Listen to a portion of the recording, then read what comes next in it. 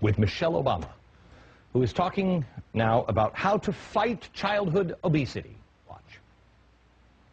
What I am asking is that you consider reformulating your menu in pragmatic and incremental ways to create healthier versions of the foods that we all love. It could mean serving 1% of skim milk, or you could make healthy sides like apple slices or carrots the default choice in a menu and make fries something customers have to request. That is such a good idea. Now, my first thought when she's talking to the NRA was she was speaking to the NRA, and then I realized it's the National Restaurant Association. That makes a little more sense. When I heard this, I thought, get your damn hands off my fries, lady. If I want to be a fatty and shovel French fries all day long, that is my choice. But, oh, no, not so fast anymore. Yes, you can get fries just as fast as you could before, you dumbass. These options that you're bitching about are just healthy options. You see, if you want to get your kid a Happy Meal, let's say, and you don't want them to have a burger and fries, you can get them white meat chicken nuggets and apple slices. It's an option. You can still get your stupid fucking fries, dumbass. Because now we have the new fact, whether you like it or not, we have government health care now. Well, what does that have to do with French fries? Did you miss the show about a year and a half ago? Just so happens I did, Glenn. Because the nation's health care costs are directly tied to the government, and obesity is one of, if not the most costly conditions, costing you and me now at least $150 billion a year.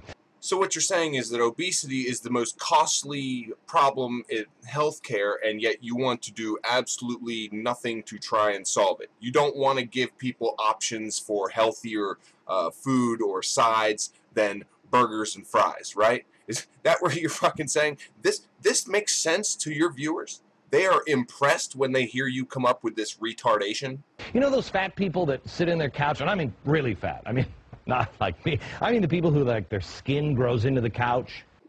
You mean like this bitch? That's just my opinion, and I'm an American, and I'm allowed to have my opinion. Absolutely.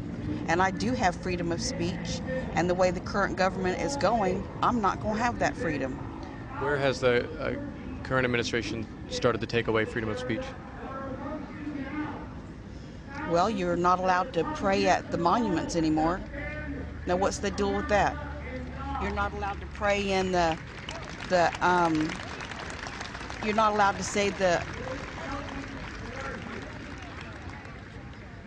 Lincoln Monument. You're not allowed to pray at the Lincoln Monument? Yeah.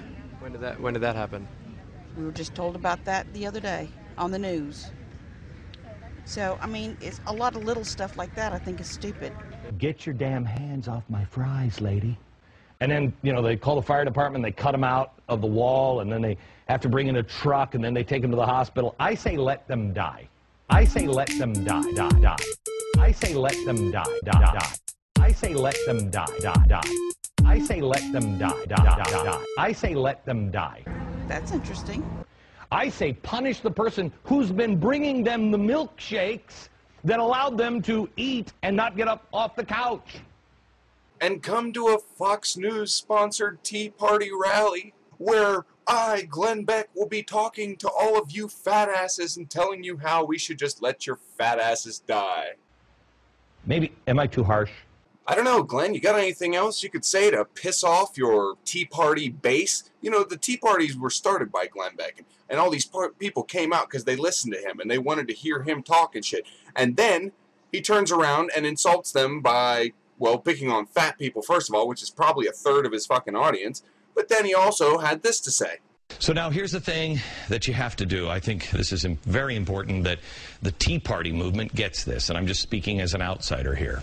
Yeah, Glenn, you're an outsider to the Tea Party. Right.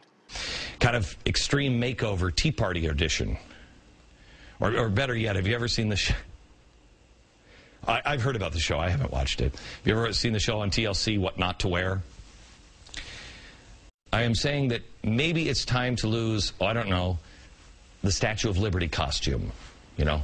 Maybe no more dressing up, you know, with Abe Lincoln or, you know, putting the foam finger on your head or something like that, or the Obama is a socialist t-shirt. You might want to put that back in the drawer.